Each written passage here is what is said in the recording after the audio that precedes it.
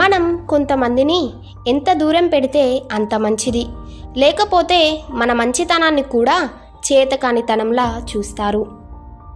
నీతిగా బ్రతికే వాడికి నిందలు ఎక్కువ, బాధ్యతగా బతికే వాడికి బాధలెక్కువ. కోపం వచ్చినప్పుడు ఒక్క నిమిషం మౌనంగా ఉంటే బాధపడే 100 రోజుల నుంచి తప్పించుకోవచ్చు.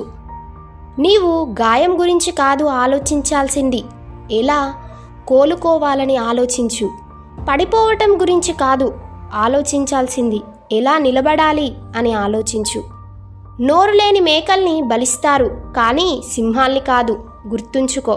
కాబట్టి మేకలా కాకుండా సింహంలా జీవించు.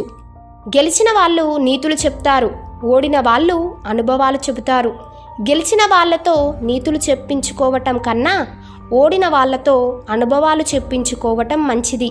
పడిపోతే పైకి లేసేందుకు ఎవరూ లేరని గ్రహించినవాడు వేసే ప్రతి అడుగు ఆలోచించే వేస్తాడు.